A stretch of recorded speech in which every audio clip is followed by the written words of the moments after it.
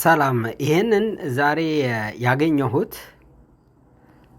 የጎንዮሽ እይታ ብዬ የያዝኩት ነገር አብይ አህመድ በኦሮምኛ ለኦቢኤን እንደገና በአማርኛ ደግሞ ለአሚኮ የተናገረበትን ሳይድ ባይ ሳይድ ነው። ትርጉሙን አምጥቼ የሁለቱንም አባባሎች ምን ለማለነን ነው የሚለውን ዋና ዋና ጉዳዮችን ወይም ፖሊሲዎችን መጀመሪያ አቀርባለሁ። ከዛም ሌሎች አሉ። መጀመሪያ ግን በፖለቲካ ጉዳዮችና በፖሊሲዎች ምንድን ነው ያለው? አማራ የሚለውን ነገር የሚፈልገውን ነገር ሁሉ ከፋኖም ቀምቶ ይሁን ከየትም ብሎ እነኛን ትንግርቶች በሙሉ ነግሮታል። አማራ ህዝብ ስነ ልቦናውን ለመውሰድ እንደፈለገ ይገባኛል። ጦርነት በያለበት ስላለ የህዝቡን ልብ ማሸነፍ እንደሚፈልግ ይገባኛል። ግን ጥበቡን ለማሳየን ነው። ምን ይላል? የኢትዮጵያ ታሪካዊ መንግስት ምስረታ ይልና በኦቢኤን ነው የሚለውን መጀመሪያ ነግራችኋለሁ። ቀጥሎ ደግሞ የአሚኮውን ደግሞ እናገራለሁ። የኢትዮጵያ ታሪካዊ መንግስት ምስረታ ያለፉትን 100 ዘመናት የኦሮሞ ህዝብ የማንነት መከልከል፣ መፈናቀል እና የሁለተኛ ዜጋ አገዛዝ የደረሰበት ጨለማ ዘመን አድርጎ ያቀርባል። ተመልከቱት። የኢትዮጵያን ታሪካዊ መንግስት ምስረታ ሲናገር ለኦሮሞዎች ያለፉትን 100 ዘመናት የኦሮሞ ህዝብ የማንነት መከልከል፣ መፈናቀል እና የሁለተኛ ዜጋ አገዛዝ የደረሰበት ጨለማ ዘመን አድርጎ ያቀርበዋል። በአሚኮ ደግሞ በዛ ትረካው ላይ ሲናገር የኢትዮጵያ መንግስት ጥንታዊ መሰረት የታሪክ ቀጣይነትና ታላቅ ክብር በጥብቅ ያወድሳል። ልዩነቱን አያችሁ? ይህንን ነገር እግዚአብሔር መቼም በልታችሁ አድራችሁ ይህን ስነግራችሁ የሆነች ሆዳችሁ ውስጥ መቼም ረሃብ ነው፣ ብዙ ችግሮች አሉ። ለማሰብም እኮ ያስቸግራል። ይሄ ሰውዬ ምን እያለ እንዳለ አሚኮ ላይ ሄዶ የኢትዮጵያ መንግስት ጥንታዊ መሰረት የታሪክ ቀጣይነትና ታላቅ ክብር በጥብቅ ያወድሳል ይላል። ለኦሮሞ ያለው ሌላ፣ ለአማራው ሌላ ያለው እና ዋናው ቅራኔና መፋለሱ የት ላይ ነው ብትሉኝ፣ ለኦሮሞ ታዳሚዎች መንግስታዊ የጭቆና ሰለባ መሆናቸውን እያረጋገጠ፣ ለአማራ ታዳሚዎች ደግሞ ያንኑ የታሪክ ስርዓት ያቆጠቁጣል። ቀጥሉበት፣ ግፉበት ይላል። ቀጣይነት ይኖረው ይላል። ከዛ ስለ ዳግማዊ አጼ ምኒልክና የታሪክ መሪዎች ሲናገር በኦቢኤን ያለፉት ነገስታት ያደረጓቸውን ድርጊቶች ጭራሽ አይጠቅስም። ወይም ኦሮሞ ሲታገልላቸው የነበሩት የማዕከላዊ ስርዓት ጨቋኝ መሪዎች አድርጎ ያቀርባቸዋል።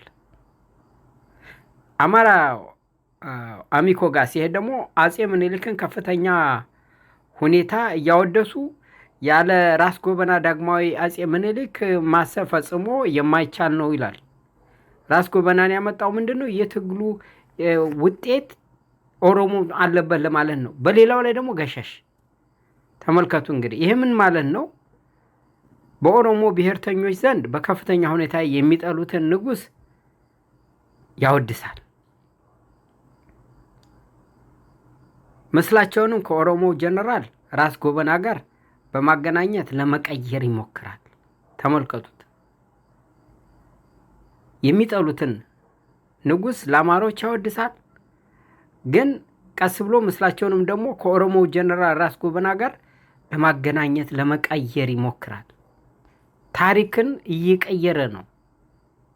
የአድዋ ድል ታዲያ አሁን ስለ አጼ ምኒልክ ነው፣ ስለ ሰውየው ስለ አድዋ ድል ስለ ድሉ በኦቢኤን ሲናገር ታሪካዊ ወታደራዊ ዘመቻዎችን በጠላት መንግስት ውስጥ የኦሮሞ ህዝብ ለኢኮኖሚያዊ ፍትህና ለራስ ውሳኔ ካደረገው ትግል ጋር ያገናኘዋል። በኦቢኤን ላይ ብትሰሙት ይሄንን ነው ያለው። እና የአድዋ ድል ለአማራው ሲናገር ደግሞ የአድዋ ድል የተባበረ የኢትዮጵያዊነት መለያ እና የጋራ መስዋዕትነት የመጨረሻ ማሳያ አድርጎ ይገልጸዋል። በሙሉ የጎረፈው ከሸዋ ጀምሮ ጎንደር፣ ጎጃም፣ ወሎን አድርጎ ነው የዘመተው። በአብዛኛው ኦሮሞ እዛ ሄዶ እንደ አማራው አልሞተም። የአድዋ ድል እኔ ጽንፈኛ እንዳትሉኝ አሁን ድሉን መሻማት ላይ ነው ማለት ነው። ምን ማለት ነው? እዚህ ጋር ሁለቱን የተናገራቸውን ልዩነቱን ስታዩት ለአማራዎች ሲናገር አድዋን ሁሉንም ያካተተ የኢትዮጵያ ድል ያደርገዋል። ለኦሮሞዎች ሲናገር ግን ድሉን የኦሮሞዎች ብቻ መስዋዕትነት ወደሆነ ትረካ ይቀይረዋል። ራስ ጎበናን ይዞ ወታደሮች እኮ ኦሮሞዎች ናቸው፣ ጠንካሮች ናቸው። አሁንም ነው ወታደር እኛ እንሆን እኔም እንደዛ ነኝ ለማለት ነው። ኦሮሞ የምትናገሩ ሁለቱንም አማርኛው የምትናገሩ እናንተ በደንብ አድምጣችሁ ከሆነ ታዘቡኝ። የመንግስት ባህሪና የበላይነትን ደግሞ ሲገልጸው ለኦሮሞ ታዳሚዎች አሁን ኦሮሞ ነፃ ወጥቷል በማለት መንግስታቸው የኦሮሞን ብሔርተኝነት ግቦች እያሳካ መሆኑን ያረጋግጣል። ኦሮሞ የሚናገሩ ሰዎችን ጠይቁ በምንም እና ለአማራው ደግሞ የተናገረውን በደንብ አድምጠናል። ፓን ኢትዮጵያዊ መላ ኢትዮጵያዊ አንድነትን በማቀንቀን ታዳሚውን አንድነት ክፍፍልን እንዲያሸንፍ እና የጋራ መጻኢ እድል እንዲገነባ ይማጸናል። አማራ እስካሁን ድረስ የተጎዳው ኢትዮጵያ እያለ አይደል እንዴ? አሁን አማራ ሲሆን ደግሞ አማራ ነህ ያሉት እነሱ ራሳቸው አማራ ነው ብለው ጨቋይ መደበለው ሲጀመር አይደለም እንዴ? እና በአጠቃላይ ይሄ ምንድን ነው የሚያሳየው? አሁን አማራ ሆኖ ሲገኝ በኦሮሞ ክልል የኦሮሞ የበላይነት የሰፈነበት የፖለቲካ መዋቅር መኖሩን ይጠቁማል። በአማራ ክልል ደግሞ እርሱ የብሔር ድንበር የሌለው የሁሉ አቀፍ ኢትዮጵያዊነት ጠበቃ እንደሆነ ይናገራል። በአንድ ምላስ ነው ይሁን ሁሉ የሚናገረው ሰውዬ ጎበዝ። ከዛ የገዳ ስርዓትና የመንግስትን አስተዳደር ደግሞ ያያይዝና ለኦቢኤን የሀገሬው በቀል የገዳ ስርዓት ለተጠያቂነት ለዲሞክራሲና ለአካባቢ ሉዓላዊነት ነው እያለ ይናገራል። በዛ በአሚኮ በኩል ደግሞ በዘመናዊ ፌዴራሊዝም በመንግስታዊ ቢሮክራሲ እና በማዕከላዊ መንግስት መረጋጋት ላይ ትኩረት ያደርጋል ሰውየው ሲናገር። እንግዲህ በአንድ ቋንቋ የብሔር ባህላዊ አስተዳደርን ከመንግስት መዋቅር በላይ ከፍ ያደርጋል። በአንድ ቋንቋ ብሔርን ባህላዊ አስተዳደርን ከመንግስት መዋቅር በላይ ከፍ ያደርጋል። ገዳን ከመንግስት በላይ፣ በሌላኛው ቋንቋ ደግሞ ሌላ ነው የሚለው። ማዕከላዊውን መንግስት መዋቅር ይከላከላል። በቃ በሌላኛው ቋንቋ ደግሞ ገዳ እንደዚህ ሃይማኖት አይገባም ምናምን ሃይማኖትና ግን ለኦሮሞዎች ሲነግራቸው የገዳ ስርዓት ከፌዴራሊዝሙም በላይ እንደሆነ ነው። ይህንን እወቁ።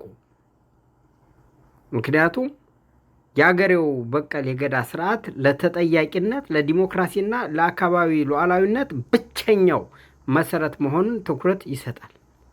አዲስ አበባ የኢትዮጵያ ኦርቶዶክስ ነክ የሆነ ነገር ተደርጎ አይተኝም። ቀይ ቢጫ አረንጓዴ አድዋ ላይ የተውለበለበው ባንዲራ አይተኛም። ይገደላል፣ ሰው ሞቶበታል።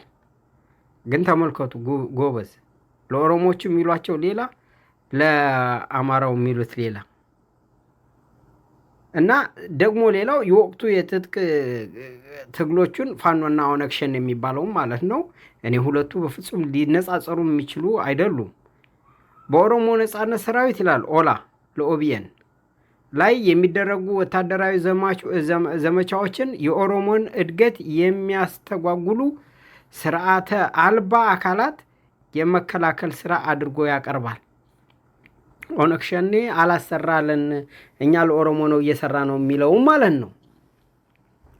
ከዛ አሚኮ ላይ ሄዶ ደግሞ በአማራ ፋኖ ሚሊሻዎች ላይ የሚደረገውን ዘመቻ የሀገሪቱን አንድነት ለመጠበቅ የሚደረግ ሕግ የማስከበር ዘመቻ አድርጎ ይፈርጃል።